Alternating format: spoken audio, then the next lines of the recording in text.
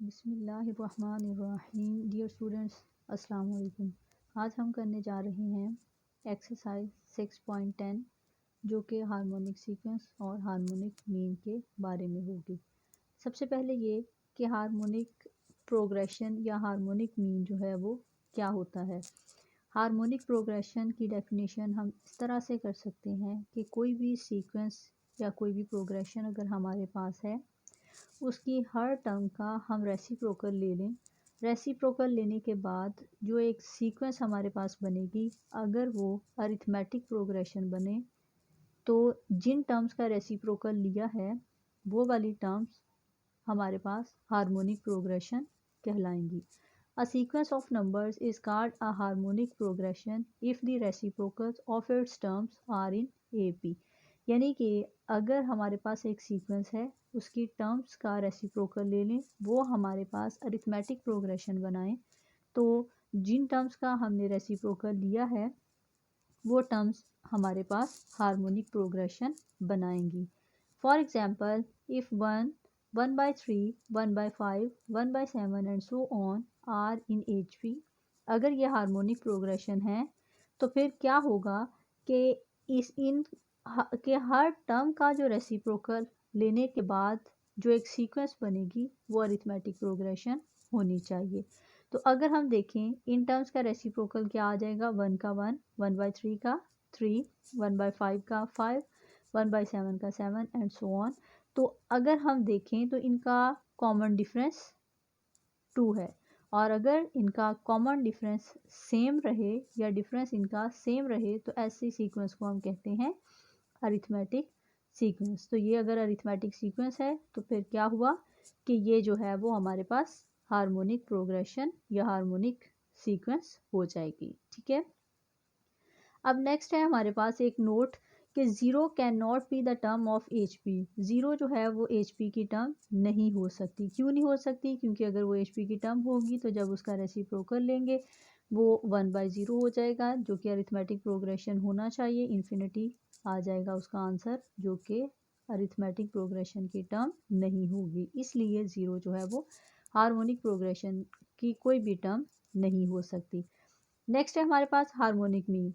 Harmonic mean को हम denote करते हैं H.M से। A number H is said to be the harmonic mean between two numbers A and B if A, H, B are in HP। अगर ये जो तीन टर्म्स हैं ये HP में आ जाएं तो इस सूरत में जो दरमियान वाली टर्म होगी उसको हम कहते हैं दिस इज़ हार्मोनिक मीन। और इसका फॉर्मूला हमारे पास होता है H is equal to 2AB/A+B। ये फॉर्मूला आप लोगों ने याद रखना है हार्मोनिक मीन का। ठीक है, ये हम प्रूव करते हैं किस तरह से आता है। Find harmonic mean between two numbers A and B। A और B दो नंबर्स हैं, इनके दरमियान में हार्मोनिक मीन जो है वो हमने फाइंड करना है कि उसका फॉर्मूला क्या बनता है। Let H be the harmonic mean between A and B, then A, H, B HP में आ जाएगा। अगर A, H, B HP में है तो इनकी रेसिप्रोकल, इनकी टर्म्स का जो रेसिप्रोकल आएगा वो AP में आ जाएगा। ठीक है, अगर ये हमारे पास AP है तो क्या होता है, AP की मेन बात क्या होती है कि हर दो टर्म्स के दरमियान में डिफरेंस सेम होता है। तो इस सूरत में इन दो टर्म्स का डिफरेंस यानी कि 1/H minus 1/A is equal to इन दो टर्म्स का difference this is 1/B minus 1/H आ जाएगा। इसको हम इक्वल रखेंगे, यह आ जाएगा। ठीक है, तो 1/H इस साइड पे चला जाएगा, ये बन जाएगा 2/H is equal to A+B/AB। ठीक है, तो H/2 रेसिप्रोकल ले लें इनका, तो H/2 क्योंकि हम H की वैल्यू निकालना चाह रहे हैं कि हार्मोनिक मीन होता क्या है, तो इसलिए H/2 is equal to AB/A+B। तो H इसमें आ जाएगा, ये 2 यहाँ जाके मल्टीप्लाई हो जाएगा, तो ये बन जाएगा 2AB/A+B। This is harmonic mean between to terms A and B। ठीक है, ये फॉर्मूला आप लोगों ने याद रखना है। इस A और B की जगह कुछ भी हो सकता है, A की वो कोई वैल्यू देगा, B की कुछ देगा, और अगर कह सकता है वो कि इनका हार्मोनिक मीन निकालें, इनके दरमियान में कौन सा हार्मोनिक मीन आता है, तो हम ये वाला फॉर्मूला यूज़ करेंगे। नेक्स्ट है relation between A, G and H। A से मुराद अरिथमेटिक मीन, G से मुराद ज्योमेट्रिक मीन और H से मुराद हार्मोनिक मीन। नेक्स्ट है हमारे पास कि इनके दरमियान में क्या रिलेशन पाया जाता है। अरिथमेटिक मीन आप लोगों ने पढ़ा, ज्योमेट्रिक मीन भी हमने पढ़ा और आज हमने हार्मोनिक मीन भी पढ़ लिया। तो इसका मतलब है इन तीनों का फॉर्मूला हमें पता है। ठीक है, अब अगर इनके फार्मूलाज हमारे पास हैं तो इसके दरमियान में रिलेशन फाइंड करने के लिए हम इस तरह से कर सकते हैं कि अगर अरिथमेटिक मीन और हार्मोनिक मीन को हम आपस में मल्टीप्लाई करें तो आंसर आता है ए बी, और A B is equal to G square. ठीक है, तो इसका मतलब क्या हुआ कि अगर अरिथमेटिक मीन और हार्मोनिक मीन को हम आपस में मल्टीप्लाई करें तो वो जी स्क्वायर आंसर देते हैं। ये क्या है, ये रिलेशन है between arithmetic mean, harmonic mean and geometric mean. Geometric mean का स्क्वायर होता है अरिथमेटिक और हार्मोनिक मीन के प्रोडक्ट के इक्वल। नेक्स्ट है नोट, इसका फर्स्ट है हमारे पास G square is equal to A multiply H, जो मोस्ट रिसेंटली हमने किया है। यहाँ से हम इस तरह से भी इसको कर सकते हैं कि G over A is equal to H over G, यानी कि अगर हम इसको मल्टीप्लाई करें तो यही वाला बनेगा, इसलिए हम इसकी जगह ये भी लिख सकते हैं। ठीक है, तो ये हमारे पास है G over A is equal to H by G. तो अगर हम इसको देखें, इसमें हमारे पास रेशियो सेम है, तो ए कॉमा जी कॉमा एच जो है वो किस में आ जाएंगे, ज्योमेट्रिक प्रोग्रेशन में आ जाएंगे। ठीक है, ये जी पी भी बनाते हैं। सेकंड है A is greater than G is greater than H, यानी कि arithmetic mean is greater than geometric mean is greater than harmonic mean. कब, if G is greater than zero, अगर जी ग्रेटर देन ज़ीरो होगा तो इस सूरत में ये वाली इनइक्वालिटी सेटिस्फाई होती है। और इसकी मज़ीद कंडीशन क्या होती है, और G is greater than zero when A and B are two positive distinct real numbers, यानी कि अगर जी ग्रेटर देन ज़ीरो हो और ए और be any two positive distinct real numbers हों, इस सूरत में ये वाली हमारे पास इनइक्वालिटी सेटिस्फाई होती है। ठीक है, A is less than G is less than H if G is less than zero and A and B are any two distinct negative real numbers. अगर ए और B distinct negative real numbers हों तो और जी less than zero हो, इस सूरत में हमारे पास ये वाली इनइक्वालिटी सेटिस्फाई होती है।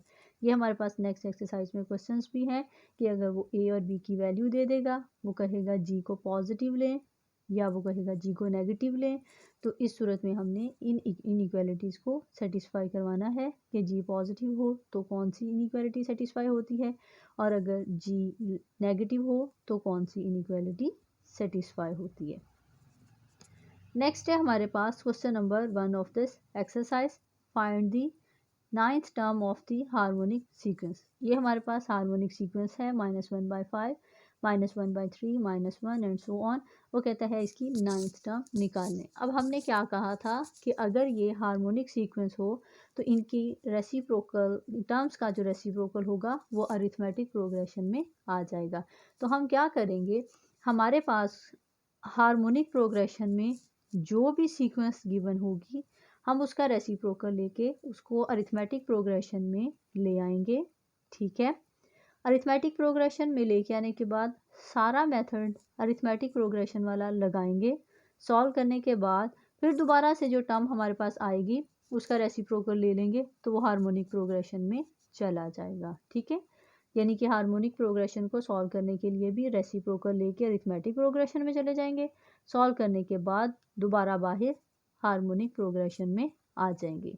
ठीक है, तो अरिथमेटिक प्रोग्रेशन जब हमारे पास आ जाए तो फर्स्ट टर्म भी हमारे पास है, डी भी निकल आएगा, एन हमारे पास 9 आ जाएगा क्योंकि हमने नाइन्थ टर्म फाइंड करनी है।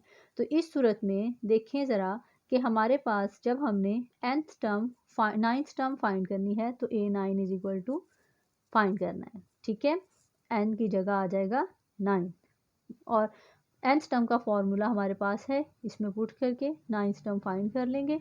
जब हमारे पास नाइन्थ टर्म आ जाएगी तो इस सूरत में हम कह सकते हैं कि अगर नाइन्थ टर्म ये है तो अरिथमेटिक प्रोग्रेशन की टर्म अगर नाइन्थ है तो इसके बाद यहाँ पे हम इसको लिख सकते हैं कि अगर अरिथमेटिक प्रोग्रेशन की टर्म हमारे पास 9th 11 है तो हार्मोनिक प्रोग्रेशन की 1/A9 होती है विच इज़ 1/11। 11, तो ये 1/11 जो है वो हार्मोनिक सीक्वेंस की 9th टर्म हो जाएगी, क्योंकि अरिथमेटिक प्रोग्रेशन की 9th टर्म जो है उसका रेसिप्रोकल हार्मोनिक प्रोग्रेशन की 9th टर्म बन जाएगी। ठीक है, नेक्स्ट है हमारे पास क्वेश्चन नंबर 6। क्वेश्चन नंबर 6 है the first term of an HP is -1/3 and the fifth term is 1/5, find its 9th term. यानी कि फर्स्ट टर्म हमारे पास -1/3 है। ये मैंने फर्स्ट टर्म, फिफ्थ टर्म और 9th टर्म इसलिए लिया है ताकि हमारा AP और HP मिक्सअप ना हो। HP की जब भी बात होगी, जब उसकी टर्म्स की बात होगी, हम उसको ऐसे ही लिखेंगे, first term, fifth term, 9th term. ठीक है, ताकि हमारे लिए इजी रहे। और जब मैं A1 और A5 की बात करूँगी तो इसका मतलब है हम AP में बात कर रहे हैं। ठीक है, HP में हमने इसको गिवन इन्फॉर्मेशन जो थी उसके अकॉर्डिंग सारा लिख लिया। AP में जाएंगे तो फर्स्ट टर्म A1 इज इसका reciprocal which is -3, fifth term is 5, 9th term हमने फाइंड करनी है। 9th टर्म का फॉर्मूला A9 = A1 + 8D आ जाएगा। A1 हमारे पास -3 है, फिफ्थ टर्म से हम D की वैल्यू निकाल सकते हैं। ये AP वाला काम हमें आता है। ठीक है, जब फिफ्थ टर्म से हमारे पास D भी आ जाएगा, A1 और D हो तो 1 में पुट करने से हम A9 निकाल सकते हैं। A9 हमारे पास आ गया 13। सो इन HP हमारे पास 9th टर्म क्या बन जाएगी, 13 का रेसिप्रोकल विच इज़ 1/13। नेक्स्ट है हमारे पास question number 9, find n so that a की पावर n + 1 + b की पावर n + 1 over a की पावर n + b की power n may be harmonic mean between a and b। n हमने find करना है। ये थर्ड टाइम हमारे पास सेम लॉजिक वाला क्वेश्चन आ रहा है। n फाइंड करना है और ये उसने कहा है may be the harmonic mean between a and b। तो इसका मतलब है अगर ये हार्मोनिक मीन है बिटवीन a एंड b तो हम इसका फॉर्मूला लिख सकते हैं 2ab over a + b। So a की पावर n + 1 + b की पावर n + 1 over a की पावर n + b की power n = 2ab over a + b आ जाएगा। ठीक है, तो ये हमारे पास क्रॉस मल्टीप्लीकेशन हम करेंगे।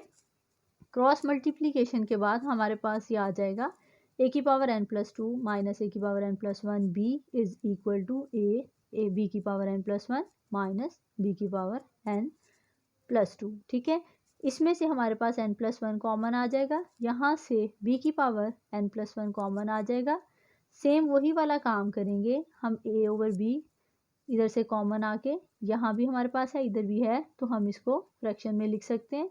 इस तरह से ये 1 बन जाएगा और 1 को हम लिख सकते हैं a over b की पावर 0। यहाँ से इन दोनों को कंपेयर करें तो n की वैल्यू हमारे पास आ जाएगी -1 और यही हमने फाइंड करना था। ठीक है, नेक्स्ट है हमारे पास क्वेश्चन नंबर 16। वो कहता है if the harmonic mean and arithmetic mean between two number are 4 and 9/2 respectively, this is respectively find the numbers. Numbers हमने फाइंड करने हैं। गिवन क्या है कि हार्मोनिक मीन गिवन है, रिस्पेक्टिवली से मुराद है पहले बात हार्मोनिक मीन की आई है तो 4 हार्मोनिक मीन होगा, फिर अरिथमेटिक मीन की बात है तो 9/2 अरिथमेटिक मीन के इक्वल होगा। हमने नंबर्स फाइंड करने हैं। हम सपोज कर लेते हैं जो नंबर हमने फाइंड करने हैं वो a एंड b हैं। Let a and b are required numbers, then by given condition harmonic mean is 4। इसको हमने इस तरह से राइट कर लिया। Arithmetic mean is 9/2। अब हमारे पास हार्मोनिक मीन का फॉर्मूला भी है और अरिथमेटिक मीन का फॉर्मूला भी मौजूद है। अरिथमेटिक मीन के फॉर्मूला के मुताबिक हमारे पास b = 9 - a आ जाएगा। ठीक है, ये जो वैल्यू हमारे पास b की आएगी वो हम हार्मोनिक मीन वाले फॉर्मूला में पुट करेंगे। किस तरह से कि ये हमारे पास है, अगर इस तरह से हम इसको देखें, यहाँ पे 2ab = 4 × a + b, 2 पे डिवाइड कर दें तो हमारे पास यहाँ रह जाएगा a × b = 2 × a + b। ठीक है, यहाँ b = 9 - a पुट कर देंगे तो हमारे पास इसको सॉल्व करने के बाद क्वाड्रेटिक इक्वेशन बन जाएगी a² - 9a + 18 = 0। Quadratic equation in variable a आ जाएगा। ठीक है, इसको हम सॉल्व करेंगे तो हमारे पास a की दो वैल्यूज़ आ रही हैं, this a - 6 = 0 and a minus 3 is equal to 0। यहाँ से a इज इक्वल टू 6 और यहाँ से आ जाएगा a इज इक्वल टू 3। ठीक है, हमारे पास अब दो वैल्यूज़ आ गई हैं। जब हमारे पास a इज इक्वल टू 6 होगा तो हम इसको 1 में पुट करेंगे तो हमारे पास b की वैल्यू आ जाएगी 9 माइनस 6 इज 3। और जब हम a की वैल्यू 3 पुट करेंगे तो हमारे पास b की वैल्यू आ जाएगी 6। ठीक है, इस तरह से वो जो दो नंबर्स हैं या तो वो 6,3 होंगे या वो 3,6 होंगे और यही हमने फाइंड करना था। क्लियर है क्लास, समझ आ गई है? इसके अलावा जो क्वेश्चंस रह गए हैं शॉर्ट सिलेबस में वो लिखा हुआ है कि ये क्वेश्चंस आपके जो हैं वो होमवर्क में हैं, वो आपने एज अ होमवर्क कर लेने हैं। उम्मीद है आप लोगों को समझ आ गई होगी। यहाँ हमारा चैप्टर नंबर 6 भी कंप्लीट होता है। किसी किस्म का कोई मसला हो, कोई कन्फ्यूजन हो तो आप लोग पूछ सकते हैं और होमवर्क आप लोग अपना तैयार रखें। ओके, अल्लाह हाफिज़।